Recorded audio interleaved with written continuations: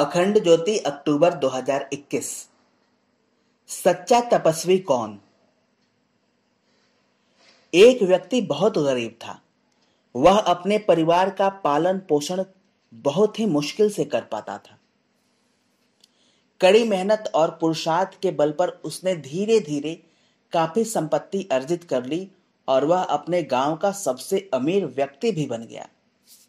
इस सब के बावजूद उसके मन में अमीर होने का तनिक भी अभिमान नहीं था। उसके पास ढेर सारे नौकर चाकर थे। एक लड़का था जो अब बड़ा हो चुका था।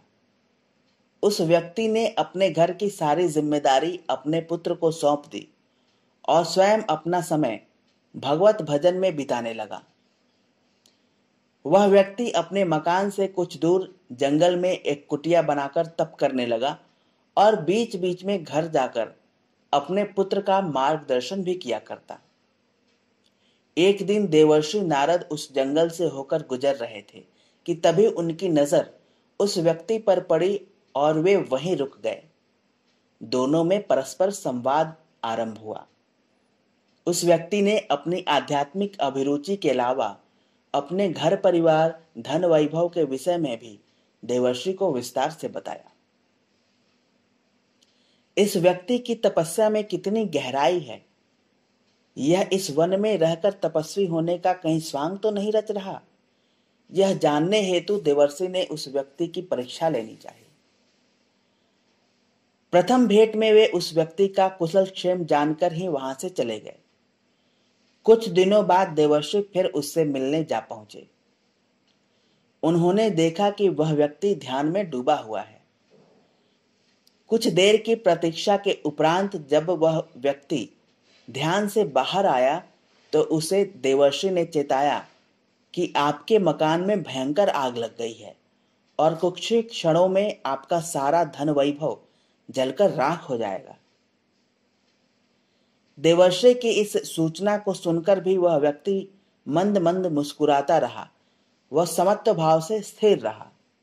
उसके मुखमंडल पर विषाद का कोई भाव नहीं आया। देवर्षि से वह विनम्रता पूर्वक कहने लगा, वह धन वैभव मेरा नहीं है, सब कुछ प्रभु का ही दिया हुआ है। जो भी हो प्रभु की इच्छा।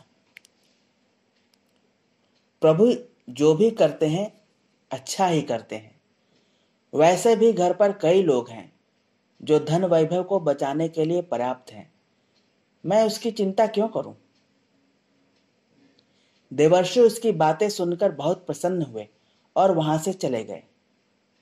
कुछ दिनों के पश्चात वे पुनः उस व्यक्ति को देखने आए।